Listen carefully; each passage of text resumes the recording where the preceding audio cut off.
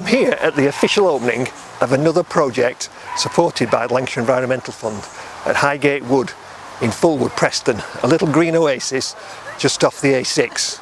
And they've got this fantastic new boardwalk that replaces one that was old and decrepit and not being able to use by the public, and now we've got a multi-use path right round the site. It's just another project supported by the Lancashire Environmental Fund, one of probably something like 60 or 70 projects supported in the last 12 months with at least £1 million worth of funding. The video you're about to see highlights some of those projects, and we've tried to encompass lots of different projects just to showcase the type of projects that we support. Enjoy.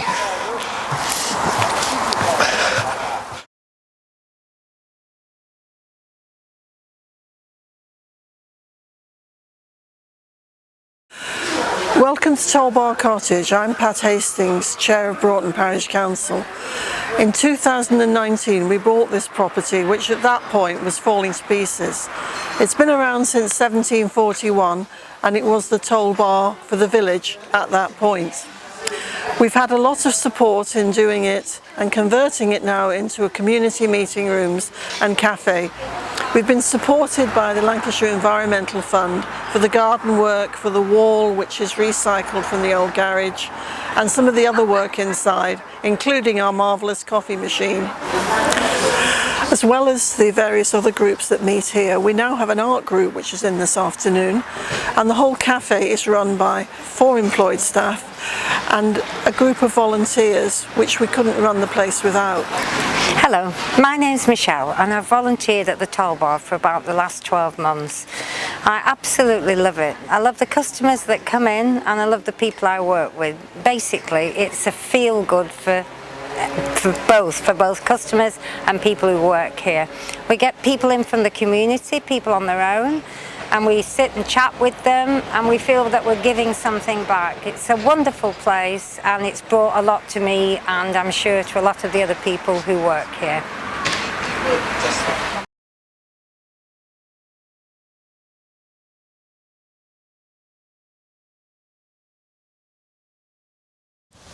I'm Steve Rhodes, I'm the chair of the Friends of Ashley Park. We've been going now doing projects and work in the park for the past 18 years. One of these projects is the circular walk around the park, which we came up with in early 2018. So essentially we applied to LAF for a grant to implement this, which we were successful with, and along with the paths we installed information boards, way marker points. Since then we decided that to make it wheelchair and pushchair friendly we needed to add a couple more paths to it. So again, this is another project we are now currently implementing with the help of LAF and Chorley Council. Where we are now forms the second part of the project. Essentially we're going to form another path from here around the front of these bushes here, which will then link up the path on the other side. Obviously this is to avoid this area, which is, I think there's 3 culverts, 2 streams, and the object is to allow wheelchairs and pushchair users to be able to use it. Similarly, we're doing the same over in the far corner on Rectory Close, another path there from the pavilion which links into the existing path, and that will avoid a set of stone steps up from Rectory Close. So these two will then form a complete path of 2 miles which will be friendly to all wheelchair and pushchair users. Hi, my name's Martin Walker and I work as part of the peatlands team with the Lancashire Wildlife Trust, and we're currently restoring Leighton Moss SSSI.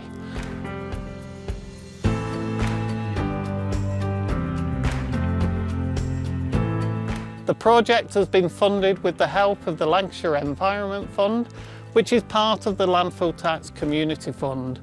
So what have we done? Well, we're actually stood at Crawley's Dyke, Now this used to be a massively deep ditch that separated two parts of Leighton Moss, and it prevented us restoring the bog. It was drawing water down from both sides of the SSSI into the ditch and out. So what we've done is we've blocked the ditch to raise the water levels. Now when we were doing the surveys, we found that water vole on site, which is a protected species. So we had to cleverly work around that. So underneath the ditch block, we've got a right angle pipe that we didn't put the right angle on until after the breeding season of the water vole.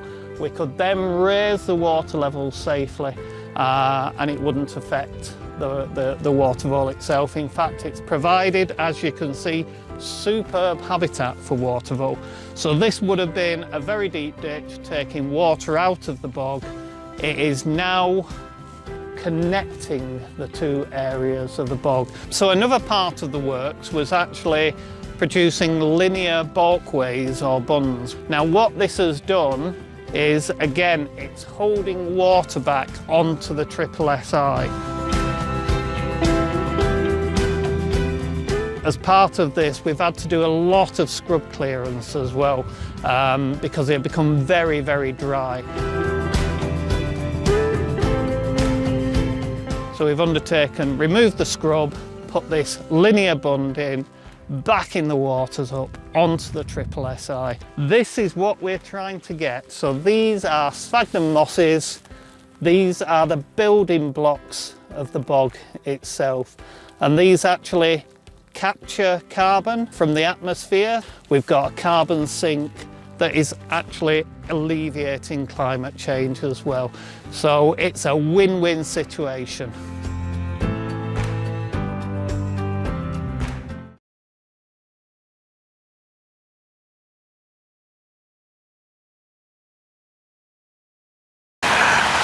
Hi everyone, my name's Barry Bamford. I'm chairman of the Friends of Leighton Hill Park. We have been in existence for the last 17 years, and during that time we have carried out several projects within our park. One of our major projects has been this project that you're going to look at now, which has involved a polytunnel. It has involved a container which we converted from an old container. We have done raised beds, we have created a pond, and we've also created what we would like to call a sensory walkway. This sensory walkway is, or will be in the future, have various items that everyone can interject with and interact with. We are creating a community garden. Some of the raised beds we have been down to see the headmasters and the science masters at various local schools. They are very interested in taking over one of the raised beds and going to grow produce for the children and make it a project within their, I think it's either the science or biology programme.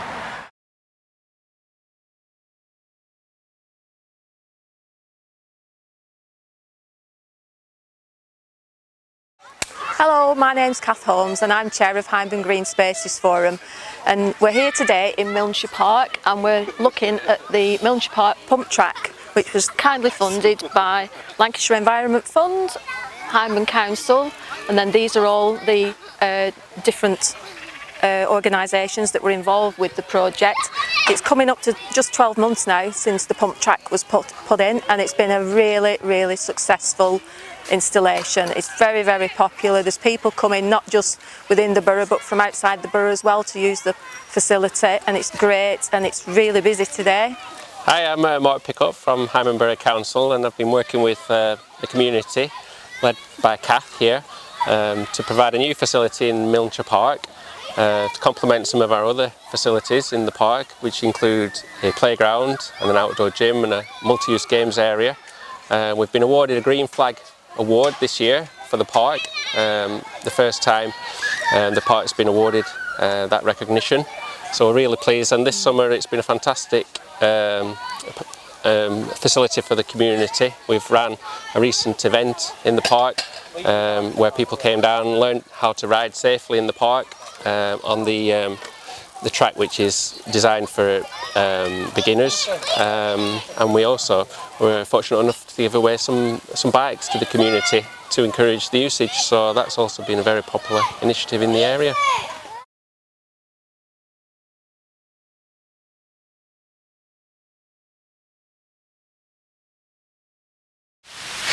I'm Gerard Sneed, I'm the Senior Site Manager at Leighton Moss and Morecambe Bay RSPB Reserve, and we're looking over Leighton Moss, and in particular this section of the reed bed here is the project that's been funded by Lancashire Environmental Fund, and it covers about 9 hectares. Leighton Moss is 120 hectares, so actually you can see it's a substantial contribution to rejuvenating RSPB Leighton Moss.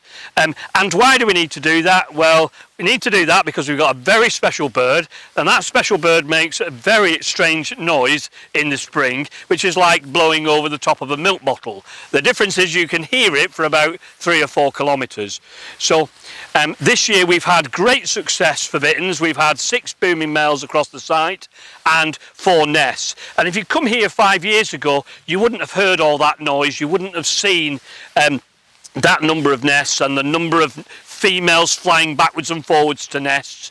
So it's a phenomenal success, but to make that happen we have to keep rejuvenating the reed bed. Now the reed bed cell is an area where we've hydrologically isolated it from the rest of Leighton Moss. So what it means is we can actually elevate the water levels or drop the water levels and be able to manage that unit independently from the rest of Leighton Moss. So it gives us more management control. As part of the project, we've created these banks to isolate it, and we've also put a sluice in. And that sluice means we can control the water levels, and then an elver pass to allow elvers to get in. So it's not just about bitterns, it's about elvers as well, and of course elvers will grow into eels, and both little elvers and bigger eels will be great fodder for bitterns. So it's about keeping Leighton Moss alive. And bitterns love young reed bed, and this is a bit of young reed bed. We've created some ditches, some pools, and some nice other features, great habitat for bitterns, and that's what Lancashire Environmental Fund have been able to facilitate here at Leighton Moss. It's great.